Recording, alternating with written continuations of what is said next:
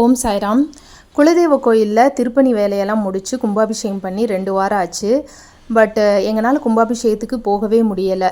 So 48 நாள் முடியறதுக்குள்ளே ஒருட்டு போகணும் இல்லையா? ஸோ அதுக்காக நாங்கள் கிளம்பிட்டோம். வீட்டிலேருந்து கேசரி செஞ்சுட்டு போகிற வழியில் ஒரு மாலை, ரோஜா மாலையை வாங்கிட்டோம். அண்ட் அம்மனுக்கு வந்து புடவையும் வாங்கியிருந்தேன். ஸோ தேங்காய் பழம் தட்டோடு கொண்டு வந்து அம்மனுக்கு கொடுத்துடலாம் அப்படின்னு சொல்லிட்டு வாங்கிட்டு வந்திருந்தேன். கோயில் ரொம்ப அழகாக சூப்பராக பண்ணியிருந்தாங்க. புதுசாக இருந்தது, பார்க்கவே ரொம்ப நல்லா இருந்தது.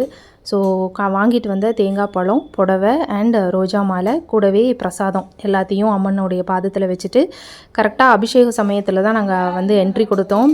கண் குளிர அபிஷேகம் பார்த்தாச்சு, ரொம்ப நல்லா இருந்தது. அலங்காரம் பார்த்துட்டு ஆத்தாவுக்கு ஒரு நன்றியை சொன்னேன். ஏன்னா வீடு நல்லபடியாக கட்டி முடிக்கணும்னு வேண்டிட்டு இங்கேருந்து செங்கல் வாங்கிட்டு வந்திருந்தேன். குலதெய்வ கோயில் செங்கல் தான் நாங்கள் வந்து அடிக்கல் நாட்டவே வாங்கிட்டு வந்திருந்தோம்.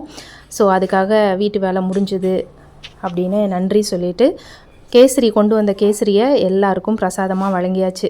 ஆடி மாதம் திரும்பவும் வரணும். ஸோ ஆத்தாக்கிட்ட சொல்லிட்டு தான் வந்திருந்தேன்.